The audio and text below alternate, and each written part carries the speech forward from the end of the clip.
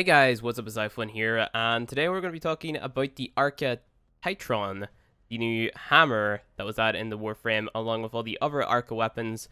If you're immature, you'll call it the Arca Titron. That can't stop you from doing that. That's just how your 12-year-old mind reads the word. So yeah, that's the thing that happens. But this is a pretty damaging weapon. Like, I'm not gonna lie. I think I heard another Warframe YouTuber say that this is actually one of the highest damaging melee weapons in the game now. Not too sure if that's true. I don't really know because I, don't memorize all the stats. But if that's true, then that's kind of insane. But this is the build that I'm running on it. It's a very, kind of messed up blood brush body kind of build. I'll explain it while we go through it. But, you're taking advantage of crit damage and stuff all the same. We have prime pressure point on here for our melee damage. We have blood brush on here for the extra crit chance whenever our combo multiplier is going up. Drifting contact to make it so that we have a longer time to sort of increase our combo multiplier, as well as a extra 40% status chance because the base we have is actually pretty decent.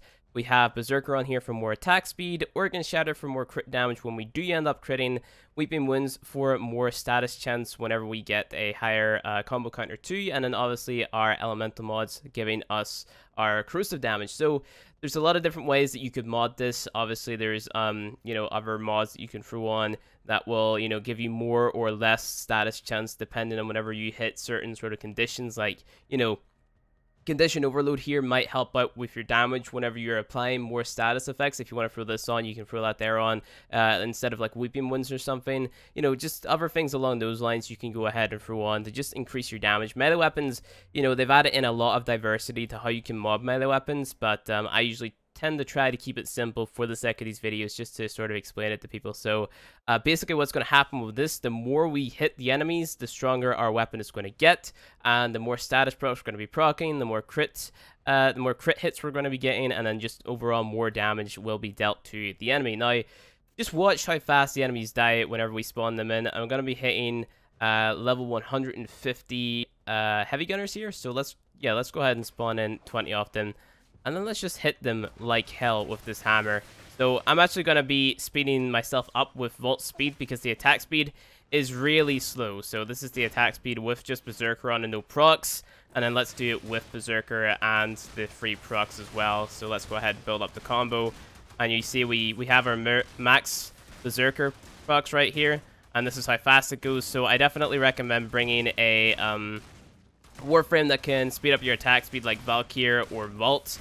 So let's just go ahead, speed up my attack speed now, and see how fast it actually goes, and how fast we kill these enemies. So, notice the damage. It's really insane. Like, you're dealing a lot of damage with this weapon, and, it's just an insane melee weapon. I would say definitely pick this up. I believe this is one of the easiest Arca weapons to craft. You can just go ahead and buy the blueprint for this from the market.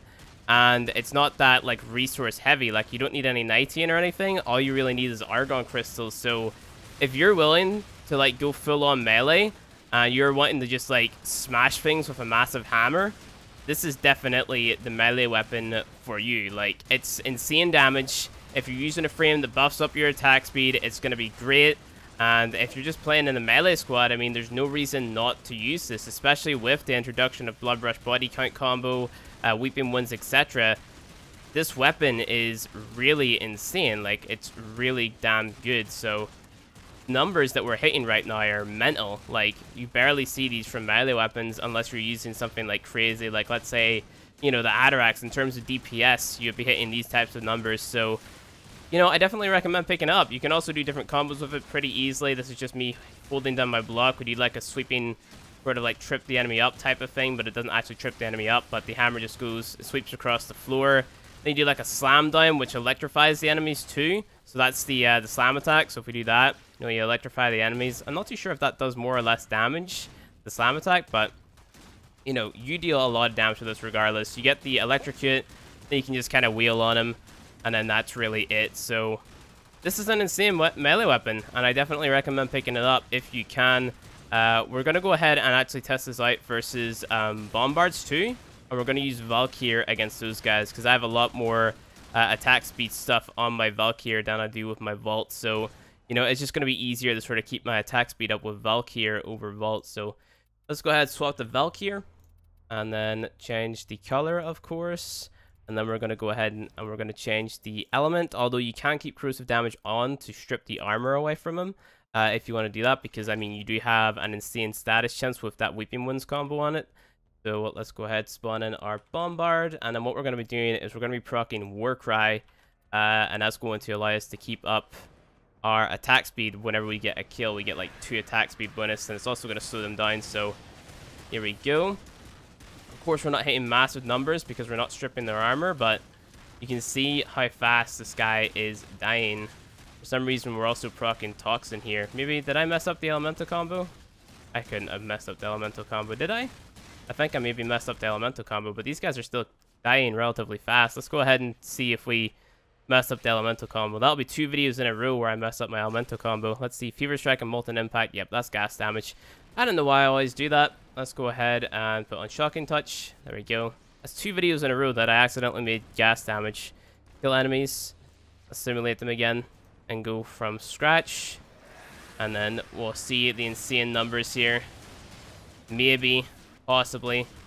But you see their health. Look at how fast it goes down. That guy's dead already. Level 150, guys. It's an insane weapon. Definitely get it. Try to copy the build I have. Make your own build. Do whatever. Get your mods maxed out.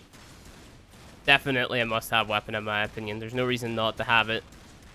This is insane. Like, just from a weapon that you can get from the market, it's kind of mental. I wonder what master rank it is. That's my question. Like, the master rank requirement for the weapon. Because if you can get this early on, and you can get the right mods for it, and you can get, like, Vault or something from your clan's dojo, or Valkyr from Jupiter early on, this weapon will have you set. Like, you could probably kill everything in the game with melee. You know? So, kind of mental. Murdering these guys. Health is going down. Obviously, you could kill them faster if you strip their armor away, of course. Like, if you're using Ash or something, stripping their armor away would make them, like, a lot easier to kill. As I show in the other 2 videos, because those were mainly status weapons and stuff like that. But damn, like, must-have weapon. Definitely get it. There's no reason not to. Finisher damage is also insane. And that's really all there is to say about it. Let's just go ahead and kill the rest of these guys. Are we all done? I think we're all done. So, yeah, this is the weapon. We also have another buff up there in the top right-hand corner. Not too sure what that does. Just let me go ahead and check the wiki. 1 second. So let's see Arca Titron and see what it says, because I have not been able to figure out what it actually does. It's a corpus-built hammer that grants a slam capacitor charge for each time each enemy the Titron kills. Arca Titron is a part of the Arca weapon, so it just gets a charge. Not too sure what the charge does. The weapon deals mostly impact damage, blah, blah, blah. Highest base damage of all melee weapons, so it is actually the highest base damage. That's insane. Slam capacitor charge grants plus 100% bonus damage towards your next slam attack, stacking up to 10 times. So that's actually like a stacking bonus. Whenever you hit the enemies a lot, your next slam attack is going to deal a lot more damage. That's actually really insane. So definitely pick this weapon up. That's crazy. Let me also see the master rank requirement. Master rank 10. You can get that master rank 10, and that's about whenever you hit Sedna in the star chart. That's crazy. I would definitely get this. Like, yeah. Pick this weapon up, guys. You know, if you can, definitely get it. But that's going to be it for this video. If you guys enjoyed it, go ahead, hit that like button below. If you want to see more Warframe content from me, hit subscribe, and I'll see you guys in the next video.